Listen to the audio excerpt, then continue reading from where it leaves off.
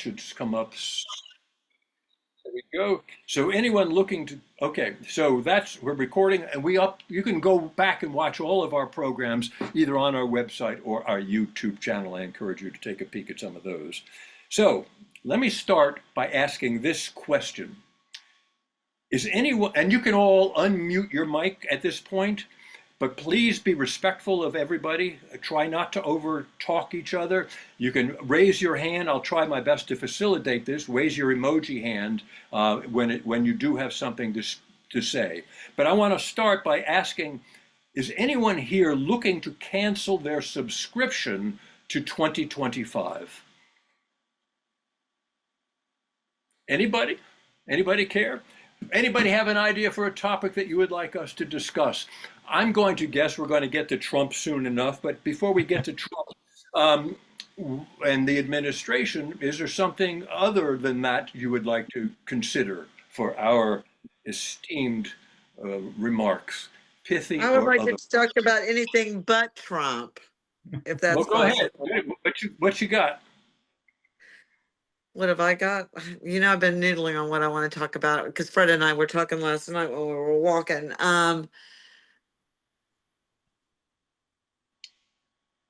Well, okay. It'll come to me. It'll come to me. Let somebody All else. right, we'll come back to you. You're not going anywhere in the next 20 minutes, are you? All right.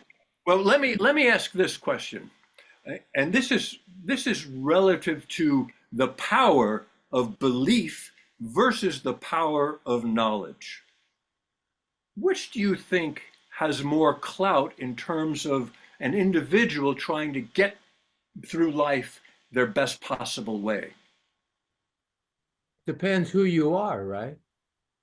I mean, From your perspective, for most right. of us, the answer would be knowledge. But for apparently most of the rest of the world, the answer would be faith. I said belief. I didn't say faith. I said Belief. belief. That's what I mean. Yeah. Okay. So you believe knowledge. Okay. Well, I seek knowledge, yes. Oh, okay. Okay. Good. Well, I like to comment Fred. that even a belief can lead someone to, well, they can believe, I believe I can fly. I'm going to jump off the Empire State Building to prove I can fly. And then, well, their lack of knowledge that they cannot fly is going to be the death of them.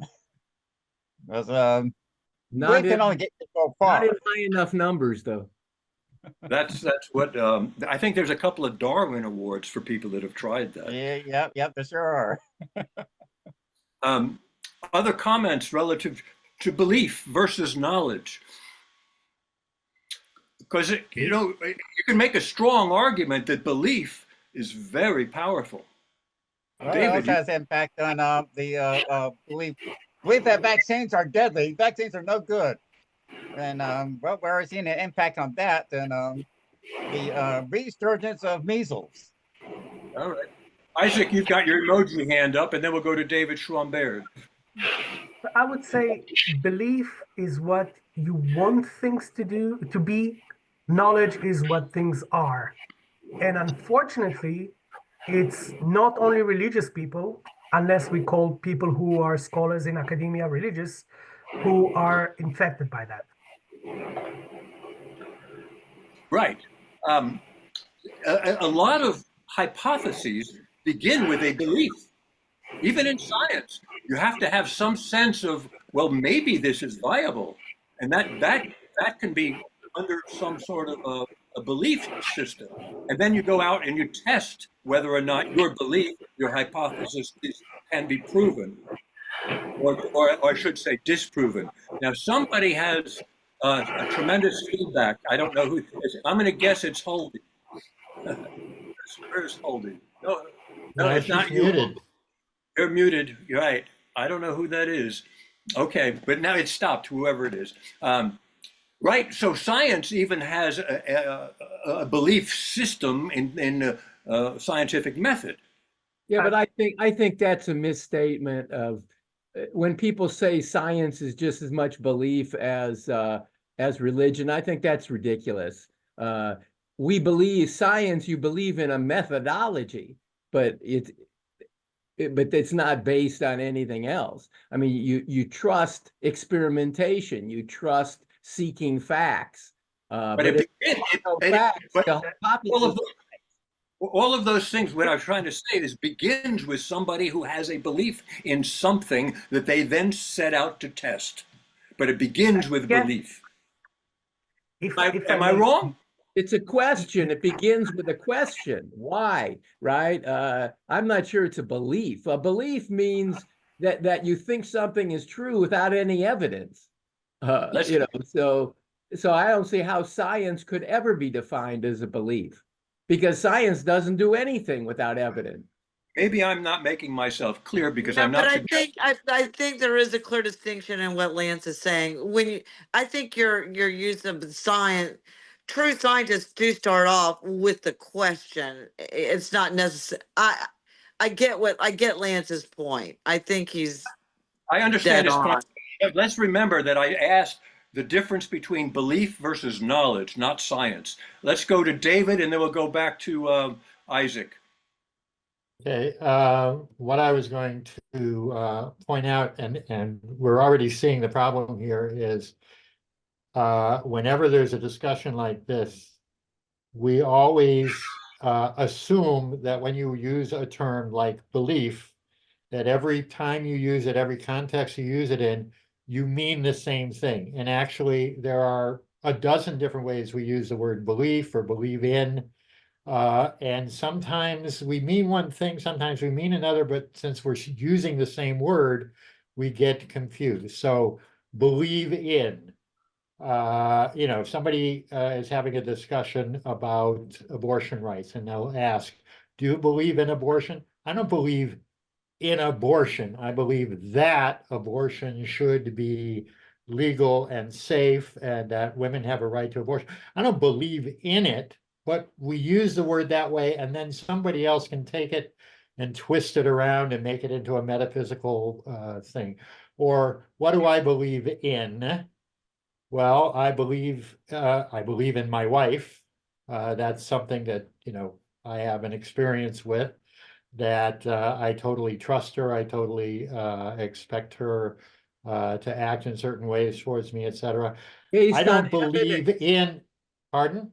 Based on I don't believe, you have yeah, but I evidence. don't believe, yeah, I don't believe in the scientific method. I believe that the scientific method is the most efficient way to arrive at knowledge. It might not even be the only way to arrive at knowledge, because the scientific method does not include dropping a brick on my foot, and now I have the knowledge that that's not a good idea to drop bricks on your foot all the time. That's knowledge too, not acquired by the scientific method, unless I'm stupid enough to drop a brick on my foot 20 times to test out if it's gonna happen again. But we have to be careful when we use a word like belief, because it's so loaded, and without even sensing it, there are different nuances that we use the same word or the same phrase in, and it gets us into trouble. So we have to be very, very careful how we're using the word, what we mean by it, that we're not using it the same way that somebody else is using it when they're talking about religion or God or Ganesha or whatever. So that's a caution, and if you pay close attention, it's probably going to happen a lot more times, and I'll even make that mistake, just because we always do it. We speak a language. The language is a beautiful language and a useful language, but it's also ambiguous, and often when we don't realize it. So I'll stop there. Quick question for everybody. Isaac, let's go to Isaac. Yeah, can I ask a real quick question? Yeah. How do you raise a hand? There's an And emoji. react. There's an Reaction in reactions at the bottom of your screen. Okay, got it. Thank you. Very good. Okay. And this, right. So Isaac. But I just want to clarify, because Ken, you took it to a positive approach of like belief that someone has an idea and they believe that it might be true and now they test it. I did not even aim to that. I meant that based on the question, what's the difference between belief and knowledge? is that we have people, and these people are well educated. These people mock the uneducated, and they behave like the uneducated. They believe something is true, even if everything presented the opposite, because they want it to be true. It has nothing to do with facts. And that's why I said it infected also academia, because we see people who are students, who are scholars, who are professors, who say things that I wouldn't even say that they know that are not true, because they are in faith that it should be true. So it doesn't really matter if it is. Can you Okay. give an example of that? Give an example of Okay, an example. or something to There be. are there are currently 450,000 deaths in Gaza. Yeah. This thing doesn't, like, these numbers doesn't exist. No one can prove it, but we have professors who say that not only that this is true, they show you 150, 200, 350 years back on how it was all planned. This is a right-wing conspiracy that is being presented by professors in academia, and students are listening to them because, well, they are authority. We have to accept authority. And this is what made Trump president. This approach, not these things, this approach. Okay. Let's go to Lance. Lance, hold on a second, Lance. Lance, let's go to Isaac, Robin right now. Okay, let's try to use your emojis hand if you can. Robin, please. Yeah, just what Isaac and Lance just going back and forth made me think that always thought that when it comes to ideology, it should be treated the way physics is. You have both theoretical and then experimental. It would be awesome to be able to have theoretical ideology, which would be religion or theology as a part of that, and then to be able to conduct experiments to either prove or disprove, and then have peer reviews just the way in the scientific community. To me, there is a difference between having an idea or a theory. Dr. Higgs is a perfect example. In the 60s, he had this mathematical theory of a particular particle. It took 50 years before technology was available in order to prove his theory to be reality. I don't believe the average person is that patient and is that open-minded to developing that knowledge, because if anything, knowledge is too dry. The sensationalist media is not going to take the time to promote that when some belief or whatever. Isaac, you brought up the issue of Gaza. Well, let's take this theory or this conspiratorial whatever, let's take and mold facts into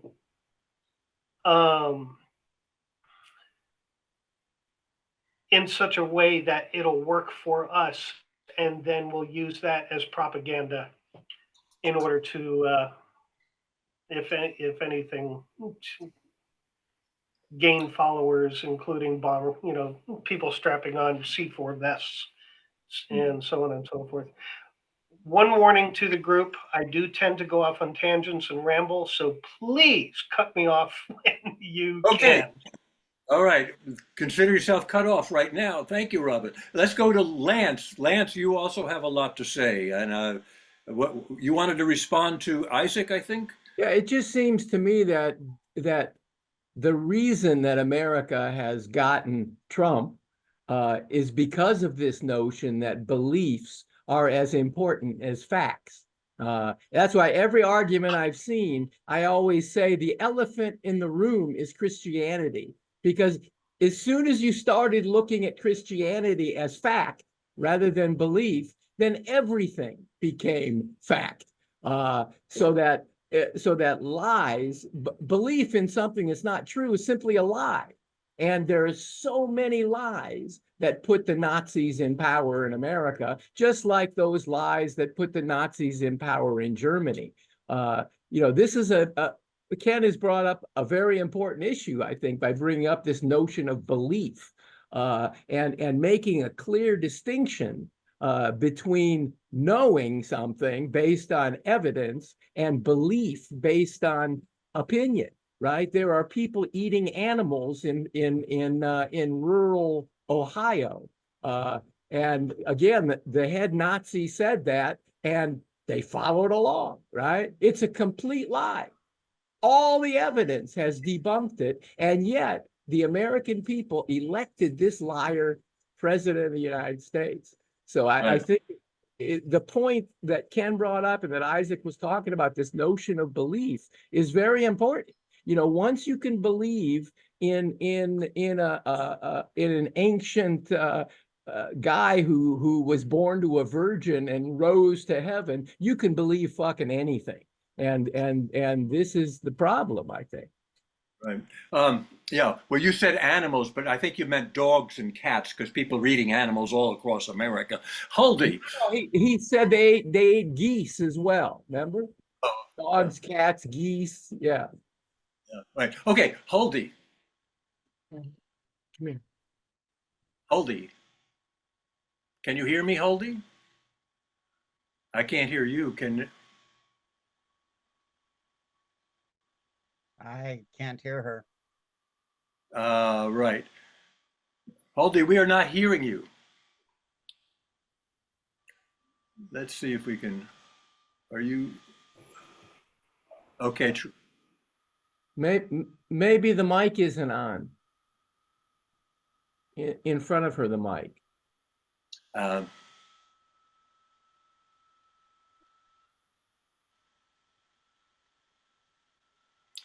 don't know. Huldy, I can't, we can't hear you. So try it again, because now you're showing yourself as not muted. You also have to have the mic on, as Lance suggested. Okay, Huldy, we'll come back to you because we don't hear you. If you have a whiteboard, maybe you could write your comments on a whiteboard and hold it up. But we don't hear you. Let's go to Isaac. Okay, sorry, Huldy. We'll try again. Isaac. So I don't disagree with Lance. I'm just saying that the attitude that the people who are educated, who are supposed to verify what they're saying, and they're just behaving like the common rural farmer from Alabama, means that when people vote, it's like, okay, we're voting practically for the same thing. If we look at the Trump plan to Gaza right now to, remove 2 million people, send them to neighboring countries, etc., that's exactly what the people who oppose him suggest to do with Israel. Just take 7 million people, put them in friendly countries in Europe, and solve this, and force them out if they don't want to. So these are the same ideas, it just on different people. So when the educated are the ones who believe in these, and they don't say it because it's fact, they say it because they believe in this idea. Then when Trump suggested, it's like, it's the same idea. It's like someone buys a car and paints it different color. It's the same car. It just has different color. So all that Trump did is that he took an idea that already existed, was already promoted in academia, with people who have PhDs, with people who have influence. And they said, yes, it is morally okay to take 7 million people who have been living in a certain place for decades and send them back to countries where they hate those countries, the countries hate them, but that is moral. And now when Trump comes and says the same thing, only on different people, they are outraged. It is their idea. They promoted it. It just, by the way, I don't think that Trump is going to do it, and it's a horrible plan. But the thing is, it is not his. The whole the whole peace treaty that is now going on, the deals that Trump did with Israel and UAE and Bahrain, that was Obama's plan. This is not Trump. This is Obama's plan. And it works because Obama planned it properly and Trump was able to execute it. But this is Obama's plan that the Egyptians will get those submarines, that the Saudis will get those islands, and then the Saudis will allow the UAE and Bahrain to make peace with Israel. So this was it. Just don't take my word on it. Go back to 2013, I think, and see the roadmap. I think it's even a bit earlier than that. So Obama took the George Bush's plan, made it fairer for everyone, and then Trump just took the parts that he liked and created this peace deal. So he does not create anything on his own. He takes ideas that already exist and make them worse. And when educated people, scholars, are the one who creates those ideas, who make the public understand that it is moral, then when it backfires, what can we do? Okay. If you have a response to Isaac, put your emoji hand up and let's go to Fred. Fred W. Hill. Hello. Hi. I'd like to point out, well, I did mention that, one difference between belief and knowledge, that there are some people who say, okay, I believe in this and let's test it out, let's see how it works. And others who say, I believe this and that's a fact. And that makes it that they think their belief in something makes it factual, especially if it's in a book, and they say, well, this is what this book says, and I believe this book. There's no evidence to support that thing in the book. But there are some very highly educated people who will believe some abominably, horribly stupid stuff. And some of them have been in positions of high power, and this is throughout history. Because many of the people there, the top Nazis, were very highly well educated. And they believed some horrible things. And they thought that was knowledge. And of course, so did the top communists believe some horrible things that they things that were people can't be well educated and be very smart in one area and complete dunces in others. So it doesn't matter your level of education. Because some people have very limited education, but be very wise in many aspects. And the opposite is also true. People that can be very highly educated and be very idiotic. I just like to make that point. All right. That's true. There's lots of very well-educated people, but don't seem to have any common sense. Mary Wall. Hello, Mary. It's your turn to Hi. speak. I guess just a few, thoughts for, devil's advocate sort of thing. I think, grapes of wrath or whatever, Dust Bowl, people were eating their pets.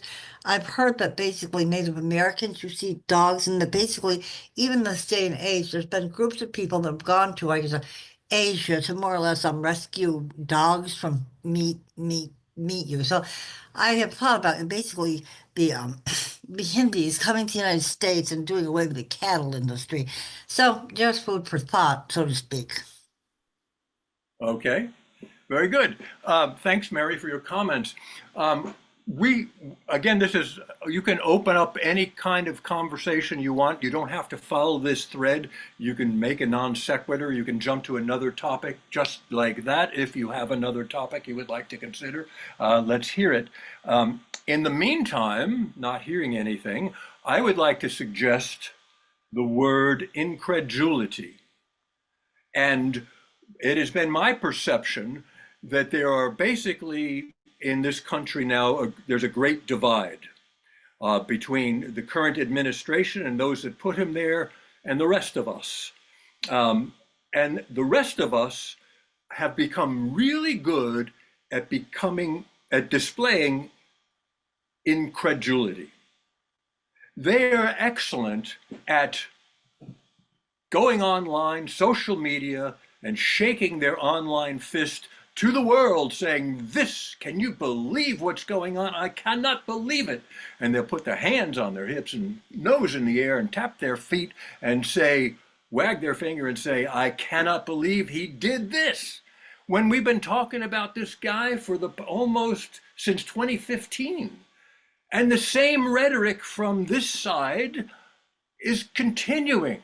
Meanwhile, they've got the presidency, the House, Congress, the courts, the military, and now they've got this Elon Musk character running around cutting everything they don't want, all of the oversight and lots of aid across the world. So back to incredulity. How do we translate this, anger, if it's even reaches that level, into action? What has to happen at this point? That's where my question lies. What has to happen to make a significant change? And the answer can't be, oh, we have to win the midterms. The question then becomes, how? Oh, then the answer can't be, get more people to vote, obviously, but the question is, how do you specifically do that? That's what I'd like to open it up for the group. And you can say, I don't want to talk about that. David, you're a political scientist. Give us some leadership here. Well, hold on. Before we go to David, let's go to Jeanette. Jeanette's got her hand up, and let's try to do that. That makes it kind of civil if we can keep it in a civil discourse. Otherwise, we talk over each other. So, from incredulity to action, what do we do, Jeanette? Listen, I don't know what we can do. I can tell you that after just recently being in Germany for about 2 weeks, I can tell I don't think, and especially after what now has happened with Canada, I don't think we will have any allies left. And I think the fact that Trump won the popular vote as well as the electoral vote has sealed our fate with the world. I think the United States has put itself in a very precarious place. I have no incredulity in it. I have literally become the ostrich with my head. I cannot stand his voice. I don't want to say his name. And I just want to I have robins in my backyard kind of a mental attitude about it. I'm just trying to keep my sanity. Literally, this is the country we live in. The fucking popular, I'm sorry. And I haven't even had an alcoholic drink. I can't even blame that.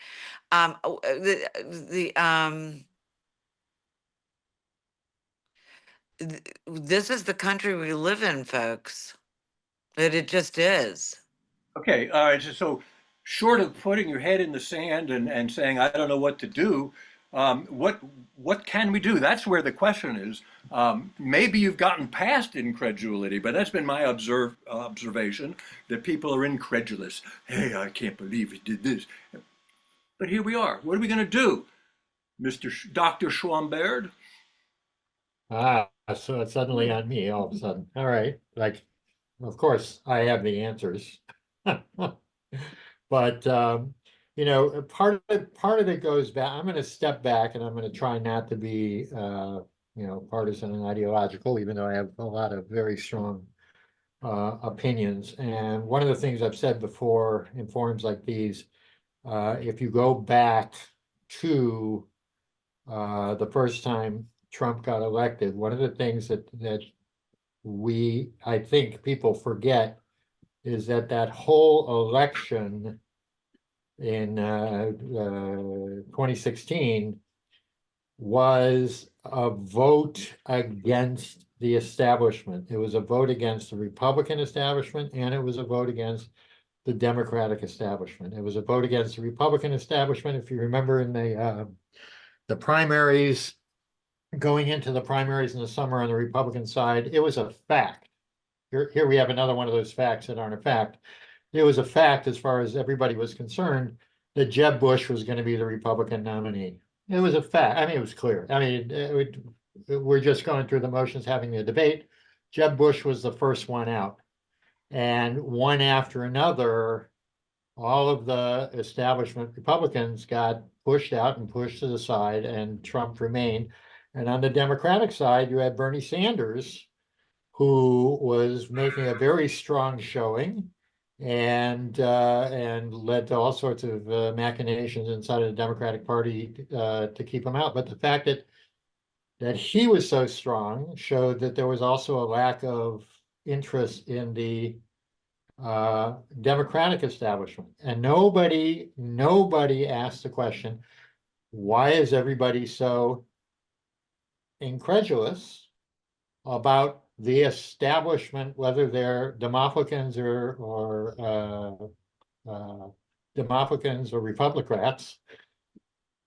Everybody felt that they were being deceived or lied or led down the wrong path, or whatever the case was. Everybody wanted a change, and whether one of the paths was the right one and one was the wrong one, or both were wrong, or whatever, that is a fact, and that was never addressed. And one of the problems, I think, on the anti-Trump side, whether it was Democrats or the Republican old guard, is that they never addressed that. Why did so many people think that the leadership of both parties were not reliable, were not believable, were not the people they wanted? And I think that Trump, and the people behind him took a very demagogic route, obviously. But however much we complain about him, I don't think we ever answered that. I don't think the Democrats, for example, ever said, why are the people who should be in our camp, whether it's regular workers or whoever you want it to be, what is going wrong with the message? What is going wrong with the policies? How come we're not reassuring these people? And part of it is a message problem, but part of it is you change things at the margin, but you don't address the problems that are really worrying people. And that's when demagogues can take over. So I think one of the things that we have to do, if you don't want the demagogues that are in power right now to stay in power, is to think about our own message, wherever you happen to be on the non-Trump part of the spectrum. And what are the real legitimate complaints that some of the people who have voted for Trump have? Not everybody who voted for Trump is a Trumpista, number one. Number two, if you look at the statistics, Trump got something like 49.8% of the popular vote. So he didn't get 50, he didn't get a majority of the popular vote. He got half, and he got more than Harris, and Harris got something like 45 or 46%, and the rest was, spread around with libertarians and Greens and whoever else. But a lot of those people were voting because what's going on right now doesn't work for me. And nobody's answering my questions. Nobody's regarding me. And so let's try something different. Let's try something different can be a very bad thing, which it had turned out to be. But we don't talk enough about what needs to be done in a positive way, not just to change the message, because the message is just a message, but in policy. What do you have to offer that makes sense? That's not just complaining. Or what's wrong with the message? And I think there are some things that are wrong with the message too. But I think that's where you have to start, and I don't think there's enough of that going on. So that's the Okay. beginning of my answer. Maybe we can break that down and get to more specifics in terms of action based on following up on your question, but on your response. But before we do that, let's go to Isaac and then to Robin. So I am volunteering in an organization maybe some of you have heard of called Braver Angels. And every time they hold an event, they have like the blues and the reds. And I said, this actual, like, the way we phrase politics is the problem. I am not a red and I'm not a blue. So, and I'm the majority, just to be clear. There are more people who are not identified with any party than people who identify with both parties together. So when the majority is ignored, that's part of the problem. While David was talking, I was looking, 1984. So 40 years ago, more than 40 years ago, was the last time any seat in Congress, not only the House, in all of Congress, it was the last time any seat in Congress was allocated, and it was just one seat, to a different party that is not Democrats or Republicans. That was 40 years ago, and it lasted 2 years. And the fact that, people complain about the Electoral College. What is the alternative? Yes, we can abolish it, but is that the alternative, or it's just the rant about we don't need the Electoral College? In Europe, both on national level and EU level, there are between 5 to 12 parties that are part of parliament because it helps more voices to be heard.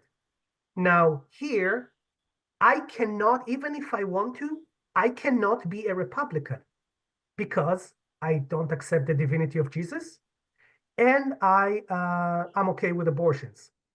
I cannot be a Democrat because I think that if Israel has no right to exist, most countries don't have the right to exist. So these are core issues. These are so important. It's like you can be LGBT, trans, pro-gays, pro-abortion, pro everything. The second you say, well, yeah, maybe we should have peace with the Middle East, like two-state solution, whatever. No, this is heresy. Just like saying Jesus is not God. I don't even know if Jesus existed. Maybe he did, maybe he didn't, doesn't matter. But the fact is that I don't accept the divinity of Jesus. I cannot be a Republican. I accept a two-state solution in the Middle East. I cannot be a Democrat. Maybe 30 years ago I could. Now I can't. And the fact that there are three other parties. Two of them actually have some voice, but they never have any representation in Congress. I'm not even talking about the presidency, but because they have no chance, but they have no representation in Congress whatsoever. And 2016, when we were talking about the 2016 election, was the only time that the Libertarian Party, like I think first time since the 70s, reached 5 million votes. And these people, they knew the Libertarian Party is not going to get anywhere, but that was to prove a point. We hate her, we hate him, we will vote to those people who, I don't even think anyone knew who the candidate was. They didn't care. I did not care. It's like, okay, they're not Republicans, they're not Democrats, let's just vote for them. And until we actually, like the people who won't change, until we present a viable solution to the two-party system, that's what we'll have. And when the Democrats take power again, if it's in 4 years or in 8 years, doesn't matter, they will do the same. They're like, okay, now we're in power, now we're the good guys, we'll fix everything, and there are actually no problems. And then when they lose again, it's the end of democracy. All right. Wow. Thank you, Isaac. I appreciate that. Robin. Yeah, I just got joined. Oh, Um, this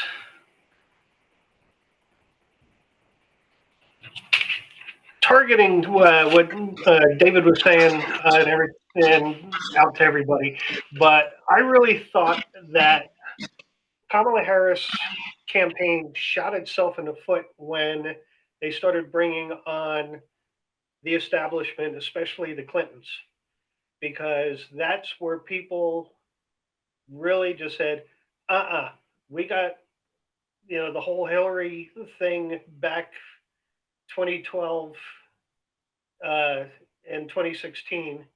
or 2008, sorry, and then 2016. And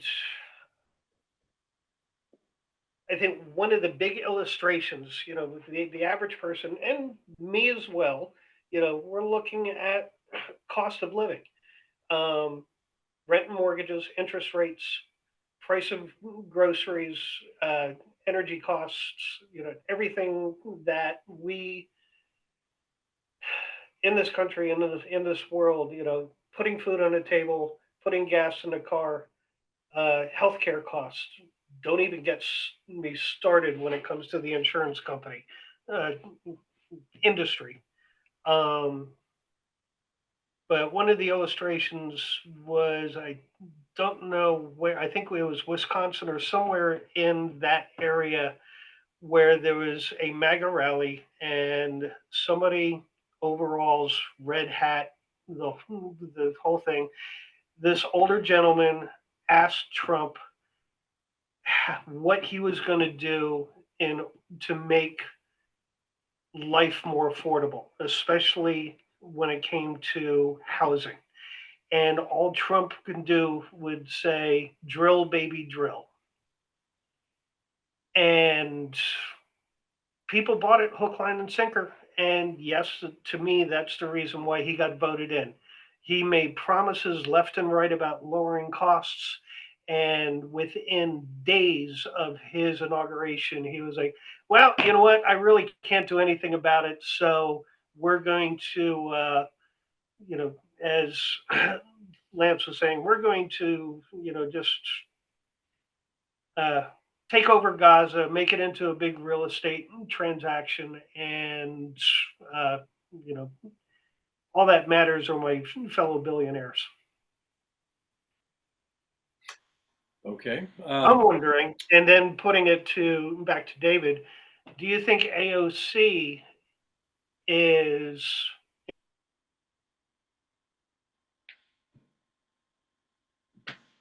moral? Um, to go what Isaac was saying, about a parliamentary system that is what to me makes European governments work as opposed to a two-party system here.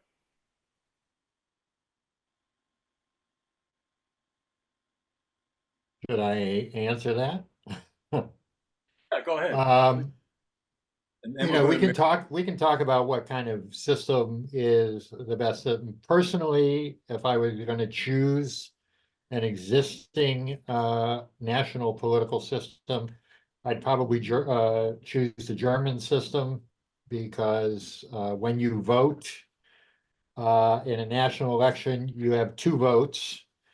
One, you vote for a party, and your vote goes and gets counted. Are you for the Social Democrats? Are you for the CDU, or whoever? And then you have a second vote where you vote for a candidate from your district. And if you want, you can vote for a Social Democrat for the Social Democratic Party, but you can vote for a candidate in your district who is from the Free Democrats or something like that. So you have a vote for somebody who's representing your area, your region, your city, and at the same time, you vote for somebody on the national level. It's moderately proportional representation, not exactly, but that first part makes it that way. And it's possible for new parties to come on the scene, but it's not super easy for new parties to come on the scene. If you have a situation like you had in the past in Italy, or the situation in Israel where you have just, I think in Israel right now, there's like 12 parties represented. And every Tuesday and Thursday, people switch parties and start new parties and whatever. And that gives a lot of power to very small groups. In Israel, it's mostly the religious parties that have outsized power. So we could argue about that. No, the Japanese system is better. No, the Swedish system is better. But the problem is, we can fantasize about changing the system the system as it is now is not going to change radically. We can modify it at the margins.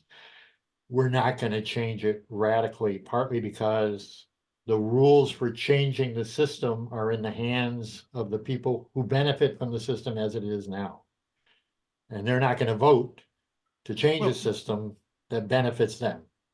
So you have to say, all right, this is what we got to work with now. We want to change things. We want to get people to stop voting on this issue, on that issue, realize why this is good, realize why that is bad. And that really has to be more of your approach. Now, I do think there are better democratic systems than the American system currently, but I don't think we're going to get there anytime soon. Okay, you talk about changing the system, which is a huge thing, and it's I agree with you. It's really not on the table. But what can we change? We can't change the system. You're acknowledging that, but we can change certain things within the party. Let's take the Democrats. All right.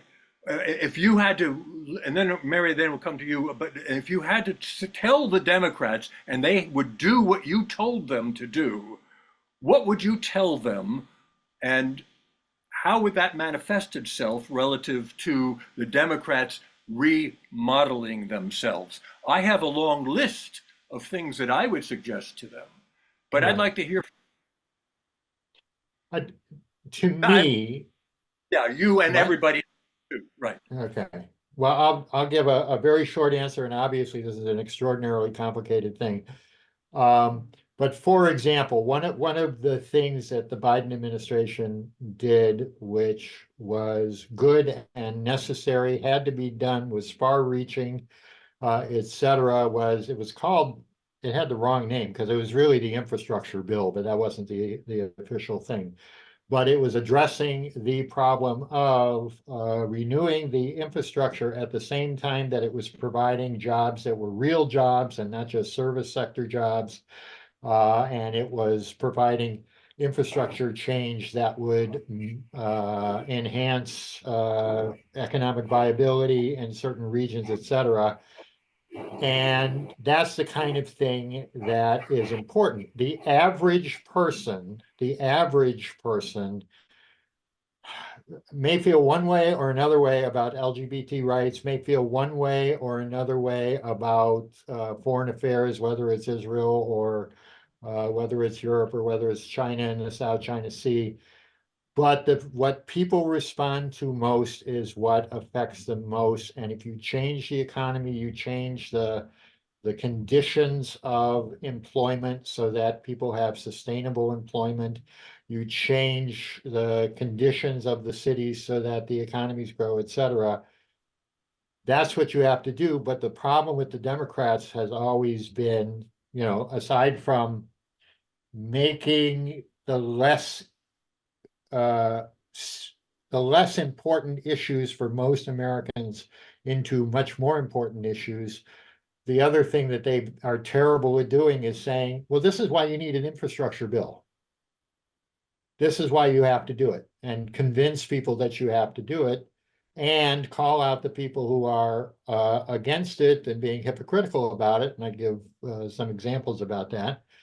And emphasizing that the issues are the issues of the people in the middle, the issues that are going to carry an election, that are going to convince people, are on the middle. And if you say we're going to deliver meaningful jobs and meaningful job security and make the roads safer and make sure bridges don't collapse and make sure whatever, or deal with certain specific reforms like the insurance industry reform or whatever, and it really affects people, then they'll listen to you on the other issues. And I think the problem with the Democrats is they put the cart before the horse. They put the wrong end up front. So the instinct behind the infrastructure bill was the right instinct, but they didn't know how to sell it. And they didn't know how to put even more on that than on other things. It should have been even bigger than it was, and it wasn't, but they couldn't sell it. So, because if they sold it, they would have won the election. Thank you, So, David. Mary Wall, and then to Jeanette after Mary. Mary, you have some comments? Yeah, I could go on and on about economics. Domestically, it really seems like a power play on both sides, basically, and missing the issue that basically it's been changes in global economics that have gone unaddressed for so long, including the rise of multinationals. You can pass all the legislation you want, but how are you going to enforce it over a multinational? Basically, you're going to have to, not do antitrust legislation, but you're going to have to do, I guess, some basically increasing competition by supporting small businesses, possibly in return from China. Um, basically, there have been so many changes in global economics that have gone unaddressed, unnoticed, because people didn't want to follow up on, nobody wanted war with China. You've got global warming, you've got oil versus, I guess, green energy and stuff like that. You can Russia, the Middle East, all big oil with no other, Russia has no other natural resource, neither does the Middle East. So much for Gaza, But anyway, do away with Social Security. It's going to go under in a few years anyway. Do away with, I guess, unemployment insurance. Do away with cash public assistance. Do away with earned income credit. Do away with child tax credit. Roll it all into a basic minimum income. You'd have to discuss it with regards to means testing and stuff like that. But basically, technology is taking over jobs. Outsourcing jobs took over jobs. Women in the workforce. Basically, I don't want to roll back. Basically has changed basically the bargaining table between labor and management for longer than it should have been. So basically, you are going to have to make some systematic changes, and I still am in favor of capitalism. I realize there's problems with it, especially with regard to antitrust and multinationals. Roll back Citizens United, and basically try to salvage capitalism. Because basically, what I've heard is the middle class is basically important to the maintaining of freedom and democracy. The way the system is now, what do you do? Every freaking mortgage clerk in the country during the housing crisis knew they were putting through bad mortgages. What do? Quit? You got 3 kids. You can't get unemployment insurance. You can't get public assistance. So you're going to have to level the playing field between management and labor by creating a basic minimum income that's available to any citizen for the asking. You'd have to discuss needs testing, stuff like that. Cut the work week so that basically both parents have more time to spend with their children instead of having the public school system raise the kids. So, just briefly, Okay. basically, the two parties are just doing a power struggle based on the current economic system and basically, trying not to address it. Yeah. Thank you, Mary. Appreciate that. I did say let's go to Jeanette, but let's go, Jeanette, if it's okay. Let's go to Dennis Lynch. He hasn't had an opportunity to speak yet, and then we'll come to Jeanette and then to Lance. Dennis, you're Okay, muted. hi. Um, Back. I'm changing gears here a little bit. I read an interesting article on Politico earlier this week that talked about the information we have from our statistics. And they focused on how the Democratic statistics were that the government's doing everything fine and on and on and on. But they were missing a lot of statistics that were affecting the other people in the country. For example, if somebody had a job, they were counted as being employed. If they were part-time, if they were minimum wage, they're still counted as employed, even if they're not making any kind of a living wage. And the gap between what I'm sorry about my corgis.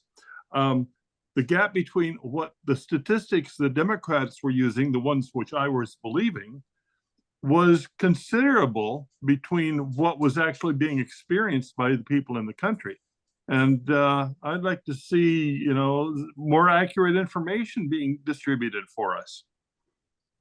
Oh, excellent. Thank you, Dennis. Did you say corgis? I have 2 of them. Pembroke? one Pembroke and a Cardigan, and they bark at 95 decibels. They break OSHA rules every time they talk. Yeah, they're a very yappy dog, but they are They are so indeed. smart, very smart. I had a corgi growing up as a kid. Oh, Okay, Jeanette, and then Lance. There's two things I wanted to mention, and this is going back to one of the previous ranked choice voting would be a really good way to try and level the playing field. We really need to roll this out nationally. It just totally levels the playing field tremendously. It's not perfect, but it's a big help, and it's a very good way to allow people to vote. The other thing I wanted to talk about was I forget where, I think it doesn't matter. But as far as the third party or multiple part, more than a two-party system, you know, I would there I would never ever, I'm considered a moderate. And I don't mean this to disparage the young man who was talking about, because he doesn't believe, he's not Democrat or Republican, he won't vote for either. But I would never vote for a party for president that has not put the grassroots efforts in at the local level, at the state level, I want there to be a Green Party. I don't like libertarian, shouldn't say don't like. I don't like the libertarian philosophy as a general rule. I don't see how that would work at all. And but there are other philosophies out there that would work well with a democracy. But it starts at the grassroots, and you don't start off with president. Even if you were to win, you won't win because you would have no support in the House or the Congress, in any branch of government, not even the post office. You have to start off. If they were serious, truly serious, they would start growing their organization and moving at a local level. And that's what I wanted to say. Okay, appreciate that. Where are we? Lance, how are you, Lance? Haven't heard from you in 10 minutes. Good. I just wanted to say, whoever brought that up about the parliamentary system, I think the parliamentary system is way more democratic, and it also requires more cooperation. Our system, they get 51% of the vote, and they can completely ignore the other side, right? I mean, we're going to have 4 years where the Democrats have absolutely nothing to say, and that is not a democratic system. So a parliamentary system is far more democratic in my opinion. But I wanted to say that what you were talking about earlier about the issues is the fascists have created the perfect bait and switch, which is what they do all the time, right? So they say these are the problems. Yes, you're right, people. These are the problems, but they demonize the wrong people, right? All the problems that the MAGA people bitch about are caused by the billionaires, not by immigration, not by a few transgendered athletes, right? But this is what they always do. They demonize the minorities. They put all the real problems that really exist on the backs of these people who didn't cause them. The people who caused them are the billionaire class. I mean, let's be honest. Why are there illegal immigrants in America? They're there because the rich will hire them and provide them with labor. You want to get rid of the illegal immigrants? Arrest the factory owners that give them fucking jobs, right? Arrest the big agricultural agencies that put them on farms, but that'll never happen because those are the people who are in control. So they always do this. Any fascist movement, they demonize, they admit to the problem, but blame it on people who had nothing to do with it, right? For their own benefit. And this has been perfectly done in America. Look at who's doing this. These libertarians, I got mine, fuck you, political attitude. These are the people that are driving this movement, and they incorporate the Christians who hate everybody and allow them to push their idiotic social bullshit on society. This is what fascists do. This is a classic fascist takeover of America. And again, Americans are too stupid to understand, apparently. Even Democrats, you hear this guy, the guy that took over Nancy Pelosi's job, he's like, somebody cut his balls off. He's totally emasculated. Instead of the opposition, he's just saying, well, what can we do? It's ridiculous. Okay, Lance, I'm hopeful that you'll come out of your shell and offer us an honest opinion. I don't know what happened to the video. I'm sorry. Okay, but thanks, Lance. I appreciate that. Let's go back to Mary, and then we'll see what we've got. Remember, you can change topics too. You don't have to follow this thread. We're sort of mixing and things together here. I'm not sure we have a clear thread right now, but I do remember talking about incredulity versus action, and what do we do specifically, and what can we do. We got into the system. That's a big job to change the system. We talked a little bit about public financing. That's a huge thing. But what can we do? Where is the action? And maybe Mary has the answer. There are big problems with immigration, healthcare. Medicare basically ain't gonna last for long, and basically, if there's no funding from Medicare, what happens to the healthcare system? There's basically knockoff drugs coming through, basically pharmaceuticals coming through the port of New York and various other places, and you've got basically, I got fentanyl and stuff, and all the migrants coming across the border from Mexico, and basically what happens in Mexico with the cartels and stuff. Well, basically, where are seniors going to get their freaking pharmaceuticals? So anyway, there's problems with that, but basically, part of the answer might be balance of trade. I guess Clinton tried outsourcing jobs and stuff, but China wanted to have the world's largest economy, so that basically they suppressed the value of their currency, so that basically they kept wages low and multinationals would move to China. The promise is, that basically once China gets the largest status, that basically things are going to be hunky-dory. But multinationals are different than China. They're entities unto themselves, and basically once you raise wages, basically the multinationals are going to move out. But at any rate, so you're going to have to involve basically balance of trade. That should be I guess, the goal. I guess Milton Friedman said something about that. I haven't really studied it, but at any rate, basically you're going to have to involve the WTO, the International Monetary Fund, and the World Bank. But that should be the goal. And among other things, free college. Usually, basically, previously, in the older days, basically companies used to train their own employees. People didn't go to college to get a job, we're basically.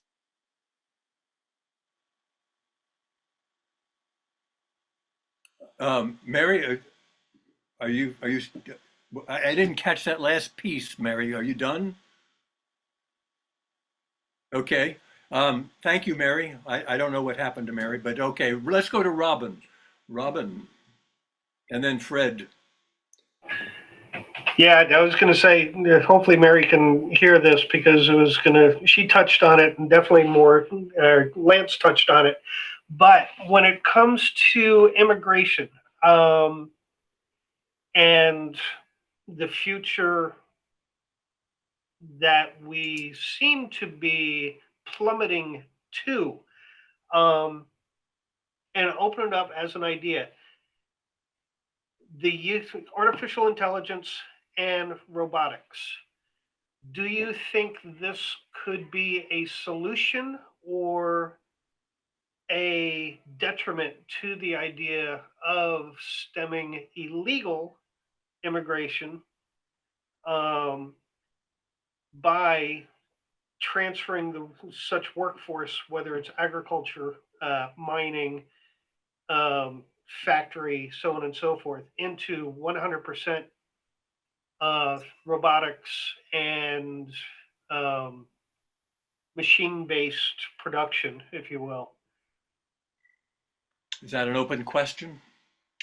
Will Yeah, AI? and I know, again, going through the whole science fiction, but you got to start wondering about, and I think it was Lance that brought up in the chat on the whole idea of the tech bros between Musk and Sam Altman, and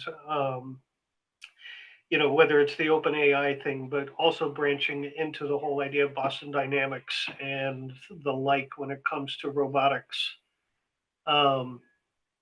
What do you see a future of that, and how is it going to impact, whether positively or negatively?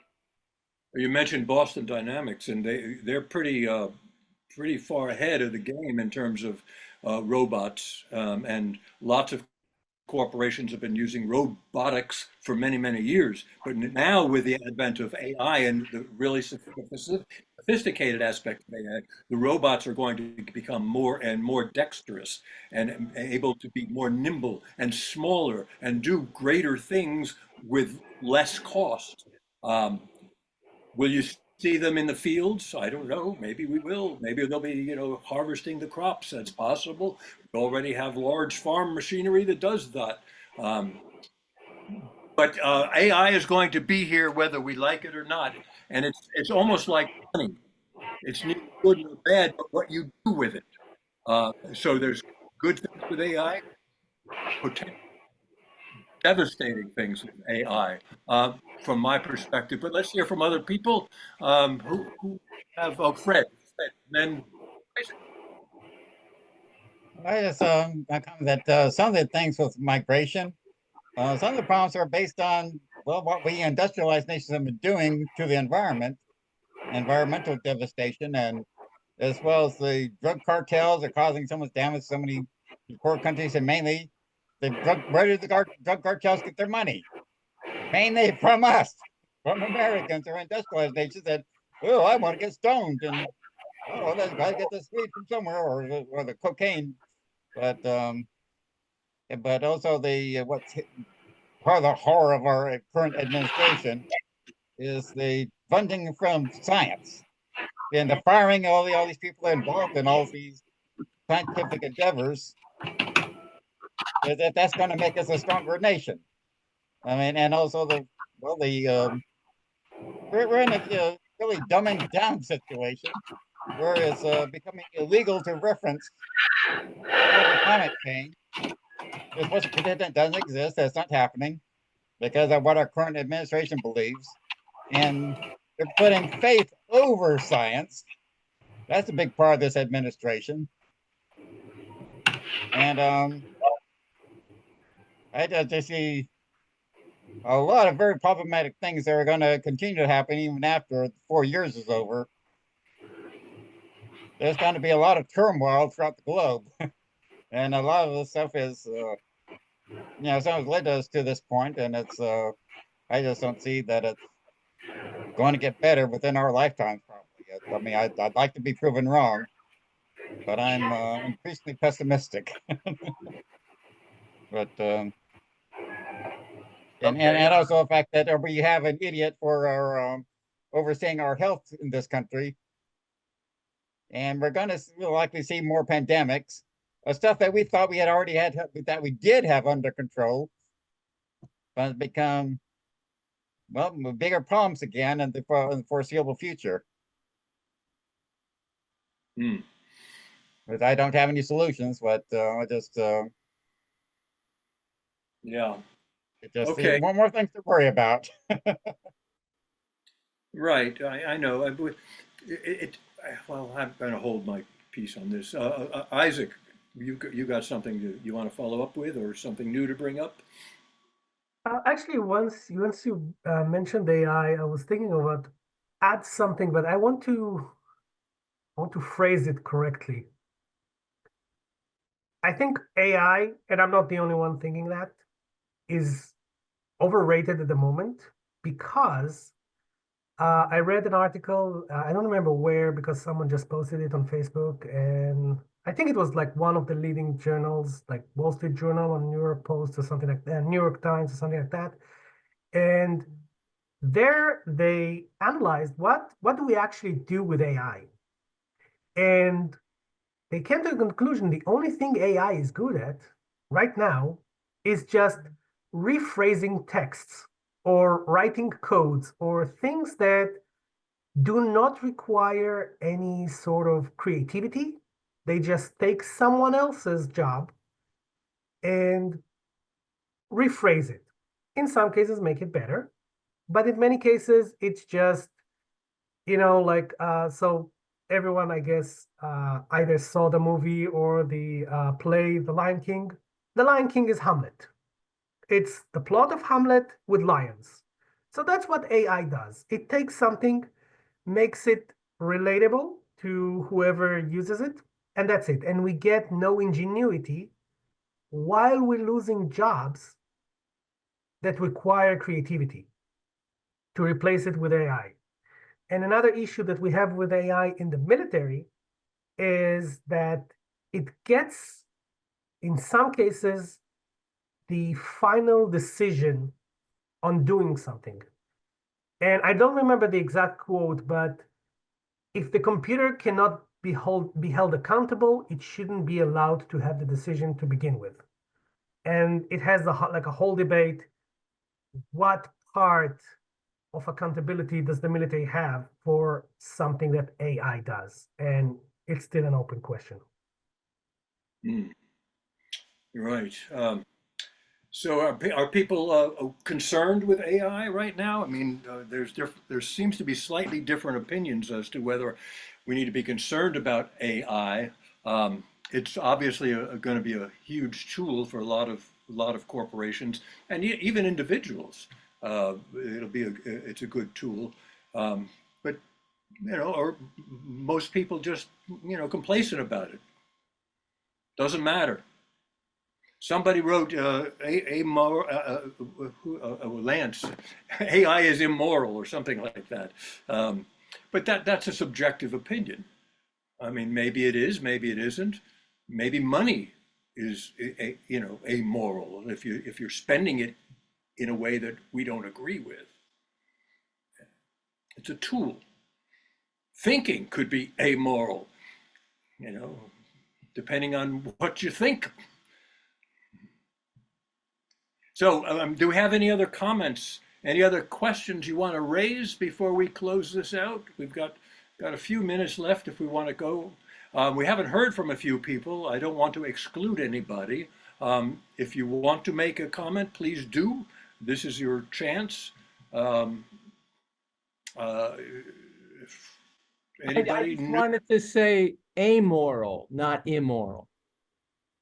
I said Okay. it's amoral, which means it has no morality. It has the morality of the people who implement it. Okay. Okay. That's a fair distinction. This I wasn't is reading. the law in capitalism. Even regulation is just greed. I'm sorry. My point was that all of these technologies require a moral compass that can allow rich people to do a good thing. And we see this with a lot of things, and if they can make their products and sell them for any amount of money without any human beings involved, that's what they want, right? Fred, is your hand still up or do you have something new to say? You may not have taken it down before. I don't remember. Okay, thank you, Fred. That's all right. I got a question for the room. Since we were talking about big issues in terms of changing the political system in America, and we've pretty much come to the conclusion that that's not going to be doable. What do you make of the democratic symbol, the donkey? Do you know the history behind the donkey as a Democrat symbol? I've asked this of many, many Democrats, and almost to a person, they don't know the history. Fred, I am not surprised that you know it. Okay. Well, it goes back to cartoons by Thomas Nast, in the 1800s where he drew cartoons associating the donkey with the Democrats, the elephants with the Republicans, and that was, I think, in the Thomas, 1880s or so, or he in popularized it, but before Thomas Nast, it was one of the naysayers of Andrew Jackson who called Andrew Jackson a jackass. oh, And yeah, his yeah, yeah. political party, his regime, his administration decided to embrace it. And he said, we're going to use this to our advantage. We're not going to shy away from it. We're going to stamp it and call it our own. And it was very effective, but it wasn't popularized until the political editorial cartoonist Thomas Nast came Right. along. But, okay, so that's a little bit of the history. So why do we still use the jackass for the Democratic Party? I mean, if I were to change the party, and if they were to come to me and say, Ken, whatever you want, we're going to make it happen, one of the first things I would address was some of the symbolism that is just folly. I would get rid of that. Change it to, Ken? The American bald eagle. All right, that's just one example. Why not? It can be the symbol of American, also be the symbol of or maybe an owl, a very smart, wise bird, keeping it in the bird family.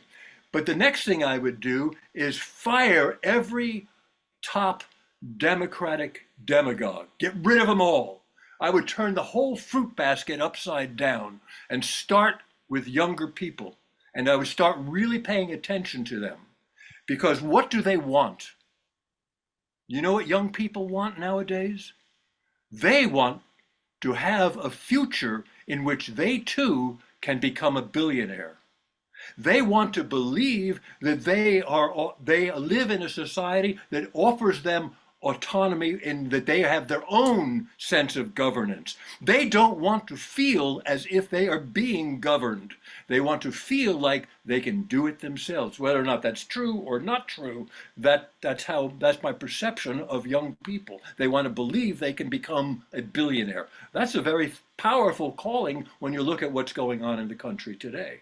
But is that a good goal for these these children? I mean, it's all about materialism in that country. I mean, we got people like the Kardashians who made their money, defending a murderer.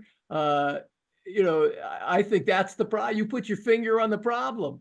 What happened to being concerned about others and humanity? Why is one person becoming a billionaire in 10 minutes on the internet a goal? I'm just saying what I'm a physician or something else. Why is it that young people just want to get rich? They don't care how. Yes, that's true. Right. Well, it's because we've seen these vile motherfuckers running the country who are rich and have no other moral leadership qualities. I mean, that's the problem. Have this Musk guy who's not even an American, who's the richest person in the world, who has 14 children with 4 different women, and this is a moral leader in that country. You have songs about calling people nigger this and nigger that, and emulating big butts and getting fucked in public as the music they're listening to. I mean, it's the most decadent society the world has ever seen. Well, maybe. I don't know if that's true. It's I mean, looking at some of the history and the way all right. But anyway, we've got to wind this down a little bit. I can't get into all of my pet peeves with one particular side, because we don't have enough. I don't have enough life in me to do that. But I would suggest that we really give some strong consideration behind talking about this stuff in some sort of ethereal, abstract manner, and start to really think about what we would do if we were in charge.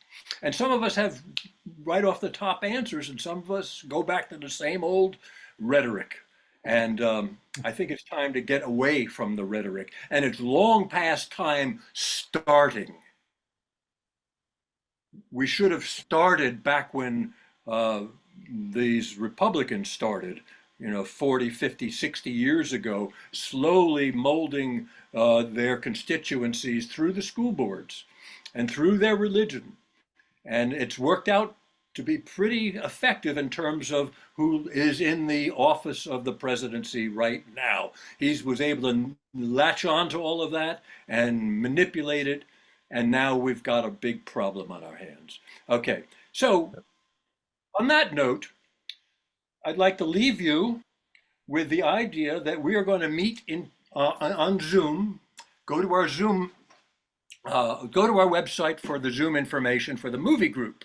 Next Tuesday, February 25th. It is a different Zoom moniker than this one, but it's also on our website. It's also in the meetup page. Go to our meetup page. We're going to discuss, we meet at 6:30. We meet for about an hour. We're going to discuss the 1936 version of, you asked for it, you're going to get it, Showboat. Yay, Paul Robeson, and that whole bunch. That's a great film. And then we get to decide what the next film will be. So come join us for that. That's Tuesday, February 25th. And then come to meet us in person. Food for Free Thought dinner on March 5th. That's a Wednesday, March 5th at the Julington Creek Fish Camp. I appreciate everybody being here. Anybody want to close it out with a last minute comment? I appreciate you. Yes, I would like to. I think youth would like some sense of control over their own lives other than the only opportunity being work in fast food. And it's going to take, one politician can pass a law, but it's going to take the entire populace. One politician passing a law, and taxing corporations ain't going to do it. So in terms of, enforcing anything, it's going to take, the population, not just, people, saying the government ought to do it. In democracy, basically, we're the government, so whatever. Okay, thank you, Mary. Last call for comments. Any last minute, quick comment before we say goodnight? I appreciate everybody being here. Okay, if hearing none, we'll close it out. Check our website, fcfs.org. Check our YouTube channel. This will be uploaded to our YouTube channel within the next couple of days, probably. Could be tomorrow. It depends. We'll see. I do have a question. Oh, go ahead. Is there still a meeting on Sunday? The something in the park, whatever? Yeah, Yeah. we'll be meeting there. Okay, just making sure. Oh, I should have mentioned that. I think 4 people signed up right now, but of course more welcome whoever else wants to attend from about 10 to noon. That's also on our meetup page and our website. You can get more information there, or you can email Fred. He knows all about that stuff. He's been going to those things for decades now, Fred, right? Yeah, about 20 years. It was John Roskowski who started it, but I'm the one who's one of the ones who Al and I are the ones that kept it going. We're been the regulars for the longest now. All right. Well, good night, everybody. I appreciate you. Thanks so much for being part of the First Coast Free Thought Society. A nice conversation, nice discussion. Have a good evening. Thank you. Bye. Good night. Bye-bye. Good night.